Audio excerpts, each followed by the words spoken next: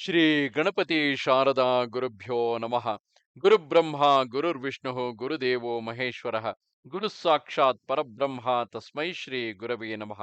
ಶ್ರೋತೃಗಳಿಗೆ ಶ್ರೀ ಸಚ್ಚಿದಾನಂದೇಂದ್ರ ಸರಸ್ವತಿ ಸ್ವಾಮಿಗಳವರು ನೀಡಿರುವ ಭಗವದ್ಗೀತೆ ಕುರಿತಾದ ಉಪನ್ಯಾಸ ಮಾಲಿಕೆಯಲ್ಲಿ ಅಮಾನಿತ್ವ ಎಂಬ ವಿಷಯದ ಕುರಿತಾದ 97ನೆಯ ಉಪನ್ಯಾಸಕ್ಕೆ ಸ್ವಾಗತ.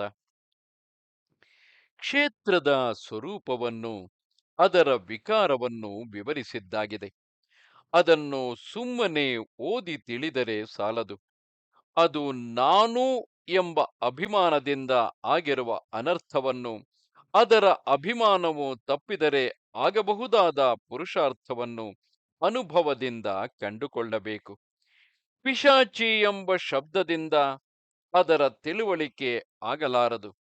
ಅದು ನಮ್ಮಲ್ಲಿ ಆವೇಶವಾಗಿ ಅದರ ಆಟವನ್ನು ಅನುಭವಿಸಿದ ಮೇಲೆ ಅದನ್ನು ಬಲ್ಲೆವೆಂದು ಹೇಳಬಹುದು.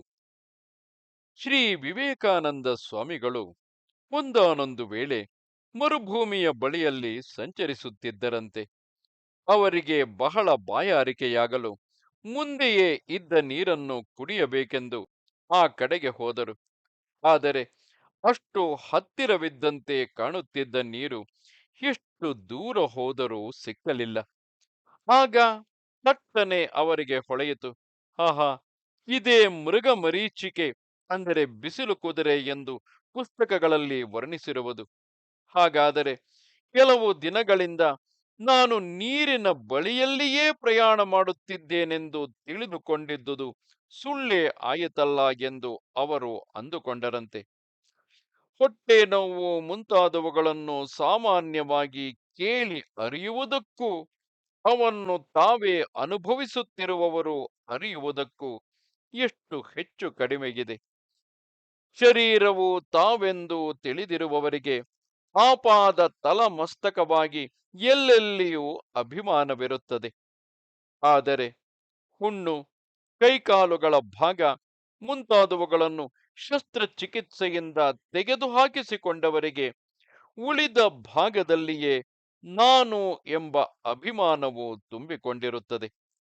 ಆ ತೆಗೆದು ಹಾಕಿದ ಶರೀರ ಭಾಗವು ತಮ್ಮೆದುರಿಗೆ ಬಿದ್ದಿದ್ದರೂ ಅದರಲ್ಲಿ ಅದು ಶರೀರದಿಂದ ಹೊರಗಾಗಿರುವುದರಿಂದ ನಾನು ಎಂಬ ಅಭಿಮಾನವು ಹಾರಿ ಹೋಗಿರುತ್ತದೆ. ಶರೀರದ ವಿವರವನ್ನು, ಇದೆಲ್ಲವೂ ಕ್ಷೇತ್ರವೇ, ಕ್ಷೇತ್ರಜ್ಞನಾದ ನನ್ನ ಸ್ವರೂಪಕ್ಕೆ ಸೇರಿದ್ದಲ್ಲ ಎಂದು ಬಿಡಿಸಿ ತಿಳಿದುಕೊಂಡವನಿಗೂ ಇದರಂತೆ ಶರೀರದಲ್ಲಿ ಮೊದಲು ಇದ್ದ ಅಭಿಮಾನವು ಹೋಗಿಬಿಟ್ಟಿರುತ್ತದೆ. ಶರೀರವು ನಮ್ಮದಲ್ಲದಿದ್ದರೂ ನಮ್ಮದೆಂದು ತಿಳಿದಿದ್ದರೆ ಸಾಕು, ಅದು ಮಾಡುವ ಅನರ್ಥವನ್ನೆಲ್ಲ ಮಾಡಿಯೇ ಬಿಡುತ್ತದೆ. ಎಚ್ಚರದ ಶರೀರದಲ್ಲಿ ಹೇಗೆಯೋ ಹಾಗೆಯೇ ಕನಸಿನಲ್ಲಿ ತತ್ಕಾಲಕ್ಕೆ ಕಾಣಿಸಿಕೊಂಡ ಶರೀರದಲ್ಲಿಯೂ ನಮಗೆ ಅಭಿಮಾನ ಉಂಟಾಗಿರುತ್ತದೆ ಎಂಬುದು ನಮ್ಮೆಲ್ಲರ ಅನುಭವದಲ್ಲಿಯೂ ಇರುತ್ತದೆ. ಕ್ಷೇತ್ರವು ನಮ್ಮ ಮೇಲೆ ತನ್ನ ಅಧಿಕಾರವನ್ನು ಹೇಗೆ ಚಲಾಯಿಸುತ್ತಿದೆ ಎಂಬುದನ್ನು ಮನವರಿಕೆ ಮಾಡಿಕೊಂಡು ಅದು ನಿಜವಾಗಿ ಅನಾತ್ಮವೇ ಎಂಬ ತಿಳುವಳಿಕೆಯನ್ನು ವಿಚಾರದಿಂದ ಸಂಪಾದಿಸಿಕೊಂಡು ಅದನ್ನು ಕೊಡವಿಕೊಳ್ಳುವ ಬಗೆಯನ್ನು ಕಲಿಯಬೇಕು. ಈ ಶರೀರವನ್ನು ಹೀಗೆ ಕೈಬಿಡುವುದಕ್ಕಾಗಿಯೇ ಅದರ ತಿಳುವಳಿಕೆಯು ಬೇಕಾಗಿರುವುದು. ಕ್ಷೇತ್ರಜ್ಞನನ್ನು ನಿಜವಾಗಿ ಅರಿತುಕೊಳ್ಳಬೇಕು. ಕ್ಷೇತ್ರಜ್ಞನ ಜ್ಞಾನವೇ ನಮ್ಮ ಪರಮ ಪುರುಷಾರ್ಥಕ್ಕೆ ಕಾರಣವಾಗುತ್ತದೆ. ಆದರೆ ಈ ಜ್ಞಾನಕ್ಕೆ ಅಧಿಕಾರವು ಅವಶ್ಯ. ಯಾವನು ಕ್ಷೇತ್ರವು ಹುರುಳಿಲ್ಲವೆಂದು ತಿಳಿದು ಅದರಿಂದ ಹಿಂತಿರುಗುವನೋ ಅವನೇ ಕ್ಷೇತ್ರಜ್ಞನ ಜ್ಞಾನಕ್ಕೆ ಅಧಿಕಾರಿಯು. ಕ್ಷೇತ್ರವನ್ನು ತಾನೆಂದು ಭ್ರಮಿಸುವವನು ಅದು ಬೇಕು, ಇದು ಬೇಕು ಎಂದು ಮುನ್ನುಗ್ಗುತ್ತಿರುವನು. ಈ ಪ್ರವೃತ್ತಿಯನ್ನು ತಡೆದುಕೊಂಡು ಕ್ಷೇತ್ರದಲ್ಲಿ ಅನಾಸ್ಥೆಯಿಂದ ಹೊರಗಿನ ವಿಷಯಗಳ ವಿಚಾರದಲ್ಲಿ ಉದಾಸೀನನಾಗಿ ಹಿಂತಿರುಗುವುದೇ ವೈರಾಗ್ಯವು. ಆತ್ಮ ವಸ್ತುಗಳನ್ನು ಕೇಳಿ ಅದಕ್ಕಾಗಿ ಹವಣಿಸುತ್ತಿರಬೇಕು. ವಿಷಯಗಳನ್ನು ನಾವು ಬಿಟ್ಟರೂ ಅವು ನಮ್ಮನ್ನು ಬಿಡುವುದಿಲ್ಲ. ಅವನ್ನು ಬಿಡುವುದಕ್ಕೆ ಕೆಲವು ಉಪಾಯಗಳಿವೆ. ಅವು ಹೊರಗಿನ ಪ್ರವೃತ್ತಿಯನ್ನು ಕಡಿಮೆ ಮಾಡುವುದಿಷ್ಟೇ ಅಲ್ಲ, ಆತ್ಮಜ್ಞಾನದ ಹಂಬಲವನ್ನು ಹೆಚ್ಚಿಸುತ್ತವೆ.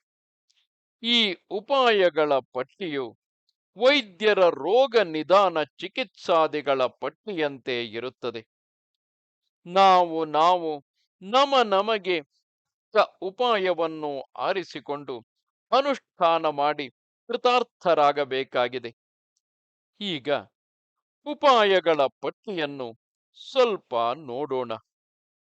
ಈ ಪಟ್ಟಿಯಲ್ಲಿ, ಅಂದರೆ ಶರೀರವೇ ನಾವು ಎಂಬ ಅಭಿಮಾನದ ಪಟ್ಟಿಯಲ್ಲಿ, ಅಮಾನಿತ್ವವೆಂಬುದು ಮೊದಲನೆಯದು. ಇಲ್ಲಿ ಕೊಟ್ಟಿರುವ ಸಾಧನಗಳ ವಿಷಯದಲ್ಲಿ ಸಾಮಾನ್ಯವಾಗಿ ಕೆಲವು ವಿಷಯಗಳನ್ನು ಮೊದಲೇ ತಿಳಿಸಿರುವುದು ಒಳ್ಳೆಯದು. ಮೊದಲನೆಯದಾಗಿ, ಇವೆಲ್ಲವೂ ನಿವೃತ್ತಿ ಧರ್ಮವನ್ನು ಹೇಳುತ್ತವೆ. ಉದಾಹರಣೆಗೆ, ಅಮಾನಿತ್ವ ಎಂಬುದು ಅಭಿಮಾನಿತ್ವದಿಂದ ಹಿಂತಿರುಗಿಸುವ ಧರ್ಮವಾಗಿರುತ್ತದೆ. ಆದರೆ ಇವುಗಳನ್ನು ಬರಿಯ ನಿವೃತ್ತಿ ರೂಪವೆಂದು, ಅಭಾವ ರೂಪವೆಂದು ಭಾವಿಸಕೂಡದು. ಉದಾಹರಣೆಗೆ, ಅಮಾನಿತ್ವ ಎಂದರೆ ಮಾನಿತ್ವದ ಅಭಾವ ಎಂದಿಷ್ಟೇ ಅರ್ಥವಲ್ಲ.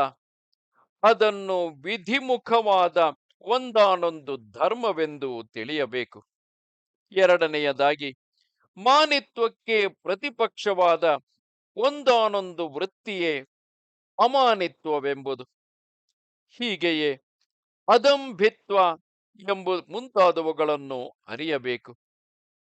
ಧರ್ಮ, ಅಧರ್ಮ ಮುಂತಾದ ದ್ವಂದ್ವ ಶಬ್ದಗಳಲ್ಲಿ ಅಧರ್ಮವೆಂದರೆ ಧರ್ಮಕ್ಕೆ ವಿರುದ್ಧವಾದ ಪಾಪ ಕರ್ಮವೆಂದೇ ಹೇಗೆ ತಿಳಿಯುವೆವೋ ಹಾಗೆಯೇ ಇಲ್ಲಿಯೂ ತಿಳಿಯಬೇಕು. ನಮ್ಮಲ್ಲಿ ಮಾನಿತ್ವ, ದಂಭಿತ್ವ ಮುಂತಾದ ದುರ್ಗುಣಗಳ ವಾಸನೆಗಳು ಸಹಜವಾಗಿ ವಾಸ ಮಾಡಿಕೊಂಡಿರುವವು. ಇವು ಆತ್ಮಜ್ಞಾನಕ್ಕೆ ಅಡ್ಡಿಯಾಗಿರುತ್ತವೆ. ಇವುಗಳನ್ನು ಕಳೆದುಕೊಳ್ಳುವುದಕ್ಕಾಗಿ ಇವುಗಳಿಗೆ ಪ್ರತಿಪಕ್ಷವಾಗಿರುವ ಅಮಾನಿತ್ವ, ಅದಂಭಿತ್ವ ಎಂಬ ವೃತ್ತಿಗಳನ್ನು ನಾವು ಪ್ರಯತ್ನಪೂರ್ವಕವಾಗಿ ಸಂಪಾದಿಸಿಕೊಳ್ಳಬೇಕು. ಮೂರನೆಯದಾಗಿ, ಈ ಧರ್ಮಗಳನ್ನು ನಾವು ಪ್ರಯತ್ನವನ್ನು ಮಾಡಿ ಸಂಪಾದಿಸಿಕೊಳ್ಳಬೇಕಾಗಿರುವುದಾದರೂ ಜ್ಞಾನಿಗಳಲ್ಲಿ ಇವು ಸ್ವಾಭಾವಿಕವಾಗಿರುವ ಲಕ್ಷಣವಾಗಿರುತ್ತದೆ. ಈ ಧರ್ಮಗಳಲ್ಲಿಯೇ ನೆಲೆ ನಿಂತವರನ್ನು ಜ್ಞಾನನಿಷ್ಠರು ಎಂದು ಕರೆಯುತ್ತಾರೆ. ದೊಡ್ಡವರಲ್ಲಿ ಇರುವ ಗುಣಗಳನ್ನು ನೋಡಿ ಮಕ್ಕಳು ಅನುಕರಣ ಮಾಡಬೇಕಾಗಿರುವಂತೆ, ಜ್ಞಾನಿಗಳನ್ನು ನೋಡಿ ನಾವು ಕನ್ನಡಿಯಲ್ಲಿ ನಮ್ಮ ಮುಖದ ದೋಷವನ್ನು ಕಂಡುಕೊಂಡು ಸರಿಪಡಿಸಿಕೊಳ್ಳುವಂತೆ, ಜ್ಞಾನಿಗಳನ್ನು ನೋಡಿ ನಾವು ಆ ದೊಡ್ಡವರ ಅನುಕರಣೆಯಿಂದ ಸಾಧನಗಳನ್ನು ಅಳವಡಿಸಿಕೊಳ್ಳಬೇಕಾಗಿರುತ್ತದೆ. ನಾಲ್ಕನೆಯದಾಗಿ, ಈ ಗುಣಗಳ ಪರಾಕಾಷ್ಠೆಯು ಆತ್ಮಸ್ವರೂಪವೇ ಆಗಿರುತ್ತದೆ.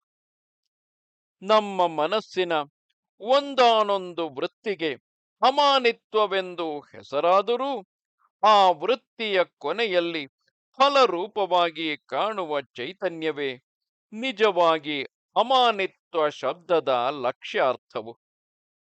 ಆ ಪರಮಾರ್ಥ ಸ್ವರೂಪವೇ ತಾವೆಂದು ಸಹಜವಾಗಿ ಅನುಸಂಧಾನ ಮಾಡುತ್ತಿರುವುದೇ ಜ್ಞಾನಿಗಳ ಅಮೃತತ್ವಕ್ಕೆ ಕಾರಣವಾಗಿರುತ್ತದೆ. ಅಮಾನಿತ್ವಾದಿಗಳು ಸಾಧಕನಿಗೆ ಮೊದಲು ಹೊಸದಾಗಿರುತ್ತದೆ. ಅವುಗಳನ್ನು ಅಭ್ಯಾಸ ಮಾಡುತ್ತಿದ್ದರೂ ಮತ್ತೆ ಮತ್ತೆ ತಪ್ಪಿ ಹೋಗುತ್ತಿರುತ್ತದೆ. ಆದರೆ ಮತ್ತೆ ಅವುಗಳನ್ನು ಅಭ್ಯಾಸ ಮಾಡುತ್ತಾ ಬಂದ ಹಾಗೆಲ್ಲ ಅವು ವಶವಾಗುತ್ತಾ ಬರುತ್ತವೆ. ಅತ್ತೆಯ ಮನೆಯು ತನಗೆ ಹೊಸಬರ ಮನೆಯೆಂದು ಭಾವಿಸುವ ಸೊಸೆಯೇ ಕೆಲವು ವರ್ಷಗಳಲ್ಲಿ ತಾನು ಅದೇ ಕುಟುಂಬಕ್ಕೆ ಸೇರಿದವಳೆಂಬ ಭಾವನೆಯನ್ನು ಮನಸ್ಸಿನಲ್ಲಿ ಮಾಡಿಕೊಳ್ಳುವಂತೆ, ಸಾಧಕನು ಈ ಸಾಧನೆಗಳಿಗೆಲ್ಲ ಪರಮಾತ್ಮನೇ ಮೂಲವೆಂಬುದನ್ನು ಮನಸ್ಸಿಗೆ ತಂದುಕೊಂಡಂತೆಲ್ಲ ಆತ್ಮಭಾವನೆಯಿಂದ ಅವನಲ್ಲಿಯೇ ನಿಷ್ಠೆಯನ್ನು ಹೊಂದುವ ಯೋಗ್ಯತೆಯನ್ನು ಪಡೆದುಕೊಳ್ಳುತ್ತಾನೆ. ಕೊನೆಗೆ ಇವುಗಳೆಲ್ಲ ಅವನಿಗೆ ಸಹಜವಾಗಿ ಬಿಡುತ್ತವೆ.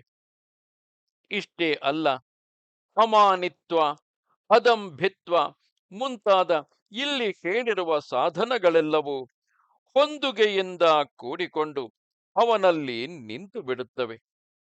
ಭಗವಂತನು ಸಕಲ ಗುಣಗಳಿಗೂ ಗಣಿಯಂತೆ ಆಶ್ರಯನಾಗಿರುತ್ತಾನೆ. ಆತನಲ್ಲಿಯೇ ಅನನ್ಯ ಭಾವವನ್ನು ಇಟ್ಟುಕೊಂಡವನಿಗೆ ಯಾವ ಗುಣವು ತಾನೇ ವಶವಾಗಲಾರದು. ಭಗವಂತನಲ್ಲಿ ಅನನ್ಯ ಭಕ್ತಿಯನ್ನು ಇಡುವುದಕ್ಕೆ ಕಲಿಯಬೇಕು ಎನ್ನುವವನು ಭಗವದ್ಭಕ್ತರಲ್ಲಿ ಭಕ್ತಿಯನ್ನಿಡುವುದನ್ನು ಮೊದಲು ಕಲಿತುಕೊಳ್ಳಬೇಕು. ಏಕೆಂದರೆ ಭಗವಂತನಲ್ಲಿ ಹೇಗೆ ಎಲ್ಲ ಕಲ್ಯಾಣ ಗುಣಗಳು ಸ್ವಾಭಾವಿಕವಾಗಿರುವವೋ ಹಾಗೆಯೇ ಭಕ್ತರಲ್ಲಿಯೂ ಅವು ನೆಲೆಸಿರುತ್ತವೆ. ಭಗವದ್ಭಕ್ತರೇ ನಮಗೆ ಭಗವಂತನ ಸ್ವರೂಪಕ್ಕೆ ಪ್ರತಿನಿಧಿಯಾಗಿರುವವರು. ಅವರ ಮೂಲಕವಾಗಿಯೇ ಸಾಧಕನು ಭಗವಂತನ ಸಾಕ್ಷಾತ್ಕಾರವನ್ನು ಪಡೆದುಕೊಳ್ಳಬೇಕಾಗಿರುತ್ತದೆ. ಉದಾಹರಣೆಗೆ ಅಮಾನಿತ್ವವನ್ನು ಇಲ್ಲಿ ತೆಗೆದುಕೊಳ್ಳೋಣ. ಭಗವಂತನಿಗೆ ಅಮಾನಿ ಎಂದೇ ಹೆಸರು. ವಿಷ್ಣು ಸಹಸ್ರನಾಮದಲ್ಲಿ ಅಮಾನಿ ಮಾನದೋ ಎಂದು ಹೊಗಳಿರುವುದನ್ನು ನೆನಪಿಗೆ ತಂದುಕೊಳ್ಳಿರಿ.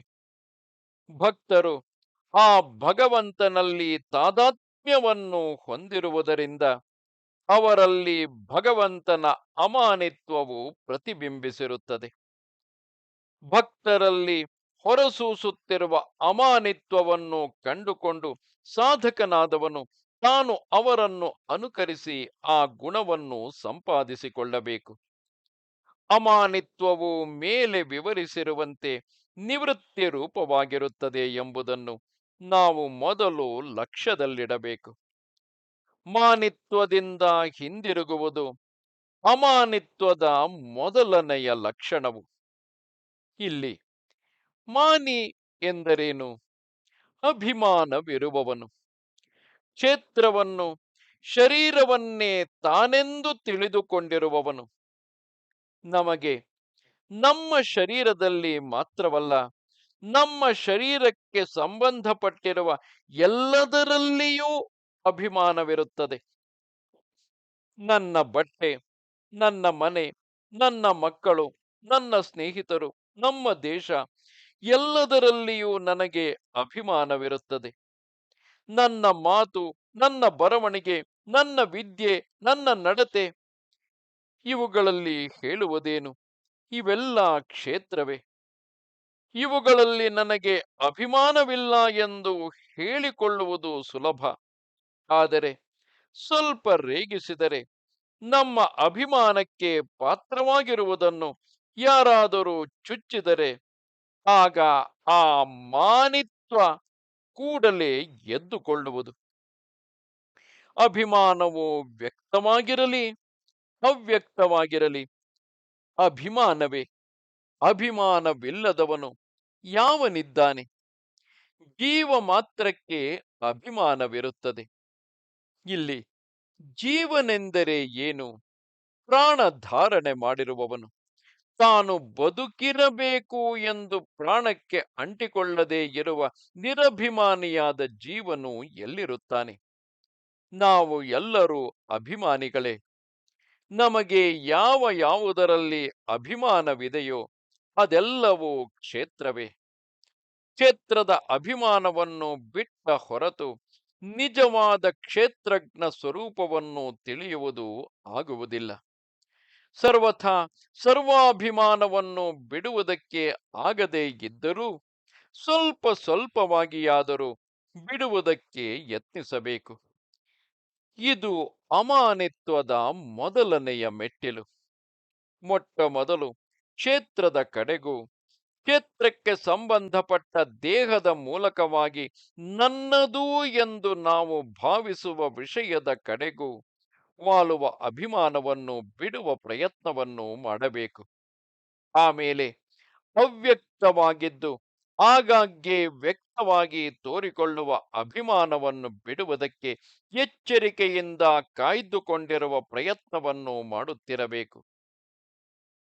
ಈ ಎರಡು ಅಭ್ಯಾಸಗಳನ್ನು ಕೆಲವು ದಿನಗಳವರೆಗೆ ಮಾಡಿದ ಬಳಿಕ ಅಭಿಮಾನಕ್ಕೆ ಪ್ರತಿಕ್ರಿಯೆಯನ್ನು ಮಾಡುವುದಕ್ಕೆ, ಅದಕ್ಕೆ ವಿರುದ್ಧವಾದ ಸ್ವಭಾವವನ್ನು ಹಿಡಿಯುವುದಕ್ಕೆ ಪ್ರಯತ್ನಿಸಬೇಕು. ಎಲ್ಲದರಲ್ಲಿಯೂ ನಾನು, ನನ್ನದು ಎಂಬ ಅಭಿಮಾನವನ್ನು ಮುಂದು ಮಾಡುವ ಪ್ರಸಕ್ತಿ ಬಂದಾಗಲೆಲ್ಲ ನಾನೆಷ್ಟರವನು, ಹಣ, ವಿದ್ಯೆ, ಬಲ, ಜನಸಹಾಯ, ರೂಪ, ಕುಲ ಎಲ್ಲದರಲ್ಲಿಯೂ ನನ್ನನ್ನು ಮೆಟ್ಟಿ ಹಾಕಿದವರು ಎಷ್ಟು ಜನರಿಲ್ಲ. ದೈವವಶದಿಂದ ಇವುಗಳಲ್ಲಿ ಯಾವುದಾದರೊಂದು ನನ್ನಲ್ಲಿ ಸ್ವಲ್ಪ ಮಟ್ಟಿಗೆ ಇದ್ದ ಮಾತ್ರದಿಂದ ನಾನೇಕೆ ಹೆಮ್ಮೆಯಿಂದ ಮೆರೆಯಬೇಕು ಎಂದು ತನ್ನನ್ನು ತಾನೇ ತಗ್ಗಿಸಿಕೊಳ್ಳುವ ಪ್ರಯತ್ನವೇ ನಿಜವಾದ ಅಮಾನಿತ್ವವು. ಒಮ್ಮೆ ಬೆಂಗಳೂರಿನ ಸಂಸ್ಕೃತ ಪಾಠಶಾಲೆಯಲ್ಲಿ ಒಬ್ಬ ಪಂಡಿತರಿದ್ದರು. ಅವರ ಯೋಗ್ಯತೆಯನ್ನು ತಿಳಿಯದೆ ಅಧಿಕಾರಿಗಳು ಅವರನ್ನು ಅಮರಕೋಶದ ಪಾಠವನ್ನು ಹೇಳಿಕೊಡುವುದಕ್ಕೆ ನಿಯಮಿಸಿದ್ದರು. ಆದರೆ ಅಲ್ಲಿಗೆ ಮೇಲಿನ ಅಧಿಕಾರಿಗಳು ಬಂದು ವಿಚಾರಿಸಿ ಇವರಿಗೆ ಯಾವುದಾದರೊಂದು ಮೇಲಿನ ತರಗತಿಯ ಪಾಠವನ್ನು ಕೊಡಬಾರದೆ ಎಂದು ಹೇಳಿದ್ದನ್ನು ಕೇಳಿ ಪಾಠಶಾಲೆಯ ಅಧ್ಯಕ್ಷರು, ಶಾಸ್ತ್ರಿಗಳೇ, ಕಾವ್ಯ ಪಾಠವನ್ನು ಹೇಳುತ್ತೀರಾ ಎಂದು ಪ್ರಶ್ನಿಸಿದರು. ಆಗ ಶಾಸ್ತ್ರಿಗಳು ಆಗಲಿ ಎಂದರು. ಮುಂದೆ ಕೆಲವು ದಿನಗಳಾಗಲು ಅವರಿಗೆ ಚಂಪು ಗ್ರಂಥಗಳನ್ನು ಹೇಳಬೇಕೆಂದು ಕೇಳಿದ್ದಕ್ಕೆ ಆಗಲಿ ಎಂದು ಅದನ್ನೂ ಅವರು ಹೇಳುವುದಕ್ಕೆ ಪ್ರಾರಂಭಿಸಿದರು. ಕೊನೆಗೆ ವೇದ ಭಾಷ್ಯವನ್ನು ಹೇಳುವರೊಬ್ಬರು ಪಾಠಶಾಲೆಗೆ ಬೇಕಾಯಿತು. ಅಧ್ಯಕ್ಷರು ಸ್ವಲ್ಪ ಸಂಶಯದಿಂದ, ಶಾಸ್ತ್ರಿಗಳೇ, ವೇದ ಭಾಷ್ಯವನ್ನು ಹೇಳುವುದಕ್ಕಾದೀತೆ ಎನ್ನಲು ಆಗಲಿ ಎಂದೇ ಪ್ರಾರಂಭಿಸಿದರಂತೆ. ಆ ಮಹನೀಯರ ಅಮಾನಿತ್ವವನ್ನು ಯೋಚಿಸಿ ನೋಡಿ. ವೇದ ಭಾಷ್ಯವನ್ನು ಹೇಳುವ ಯೋಗ್ಯತೆ ಇದ್ದರೂ ಅಮರಕೋಶವನ್ನು ಹೇಳುವುದಕ್ಕೆ ನನ್ನನ್ನು ನಿಯಮಿಸಿದ್ದಾರೆಂಬ ಜಿಗುಪ್ಸೆಯ ಭಾವವು ಒಮ್ಮೆಯೂ ಅವರ ಹೃದಯದಲ್ಲಿ ಪ್ರವೇಶಿಸಿರಲಿಲ್ಲವಲ್ಲ. ಇದೇ ಅಮಾನಿತ್ವದ ಗುರುತು. ದೊಡ್ಡವರೆಲ್ಲ ಹೀಗೆಯೇ. ಅವರು ದೊಡ್ಡ ಕೆಲಸಕ್ಕೆ ಹೇಗೋ ಸಣ್ಣ ಕೆಲಸಕ್ಕೂ ಹಾಗೆಯೇ ಸಿದ್ಧರಾಗಿರುತ್ತಾರೆ. ಅವರಿಗೆ ತಮ್ಮ ಯೋಗ್ಯತೆ ದೊಡ್ಡದೆಂಬ ಅಭಿಮಾನವಾಗಲಿ, ಇಂಥ ಕೀಳು ಕೆಲಸವು ತಮಗೆ ಅಪಮಾನಕರವೆಂಬ ಉದ್ವೇಗವಾಗಲಿ ಎಂದಿಗೂ ಉಂಟಾಗುವುದಿಲ್ಲ. ಭಗವದ್ಭಕ್ತರಂತೂ ಎಲ್ಲೆಲ್ಲಿಯೂ ಭಗವಂತನನ್ನೇ ಕಾಣುತ್ತಾ ತಾವು ಭಗವಂತನ ಊಳಿಗದವರಾದ್ದರಿಂದ ಎಲ್ಲರಿಗೂ ಸೇವಕರು ಎಂಬ ನಿರಭಿಮಾನದ ಭಾವವನ್ನೇ ತೊಟ್ಟಿರುತ್ತಾರೆ. ಅವರ ಸಹವಾಸದಿಂದ ನಮ್ಮಂಥವರಿಗೂ ಆತ್ಮ ಪರೀಕ್ಷೆಯನ್ನು ಮಾಡುವುದಕ್ಕೆ ಮನಸ್ಸು ಒಲಿಯುತ್ತದೆ. ಆಗ ದೋಷಗಳನ್ನು ತಿದ್ದಿಕೊಳ್ಳುವುದಕ್ಕೂ ಅಭಿಮಾನವನ್ನು ತಳ್ಳಿಹಾಕಿ ಅದಕ್ಕೆ ಪ್ರತಿಪಕ್ಷವಾದ ಭಾವನೆಯನ್ನು ಅಭ್ಯಾಸ ಮಾಡುವುದಕ್ಕೂ ಮುಂದುವರಿಯುತ್ತದೆ. ವೈದ್ಯಶಾಸ್ತ್ರದಲ್ಲಿ ರೋಗಿಗಳಿಗೆ ಹೇಳುವ ನಿಯಮಗಳು ಯಾವುವು? ಮೊಟ್ಟ ಮೊದಲು ಆರೋಗ್ಯಕ್ಕೆ ವಿರುದ್ಧವಾದ ಆಹಾರ ವಿಹಾರಾದಿಗಳನ್ನು ಬಿಟ್ಟು ಬಿಡಬೇಕು. ಪಥ್ಯವನ್ನು ಮಾಡಬೇಕು. ರೋಗವನ್ನು ನಿವಾರಿಸುವುದಕ್ಕೆ ಬೇಕಾದ ಔಷಧಿಯನ್ನು ಸೇವಿಸಬೇಕು ಅಲ್ಲವೇ? ಇದರಂತೆ ಇಲ್ಲಿಯೂ ಆಧ್ಯಾತ್ಮ ಜೀವನಕ್ಕೆ ವಿರುದ್ಧವಾದ ಅಭಿಮಾನಾದಿಗಳನ್ನು ಬಿಡಬೇಕು. ಭಕ್ತರ ಸಂಘವೇ ಮುಂತಾದವುಗಳನ್ನು ಆಚರಿಸಬೇಕು. ಅಮಾನಿತ್ವವೇ ಮುಂತಾದ ಸಾಧನಗಳನ್ನು ಕೈಕೊಳ್ಳಬೇಕು. ಇಲ್ಲಿ ಭಗವಂತನು ಅಥವಾ ಅವನಿಗೆ ಪ್ರತಿನಿಧಿಗಳಾದ ಭಕ್ತರೇ ವೈದ್ಯರು. ಅವರು ಹೇಳುವ ಸಾಧನಗಳನ್ನು ಯಥಾವತ್ತಾಗಿ ಮಾಡುತ್ತಾ ಬಂದರೆ ನಾವು ಈ ಭವರೋಗದಿಂದ ಪಾರಾಗಬಹುದು. ನಮಸ್ತೆ ಶಾರದೆ ದೇವಿ, ಕಾಶ್ಮೀರ ಪುರವಾಸಿನಿ. ತ್ವಾಮಹಂ ಪ್ರಾರ್ಥಿಗೆ ನಿತ್ಯಂ, ವಿದ್ಯಾದಾನಂಚ ದೇಹಿಮೆ. ನಮಸ್ಕಾರ.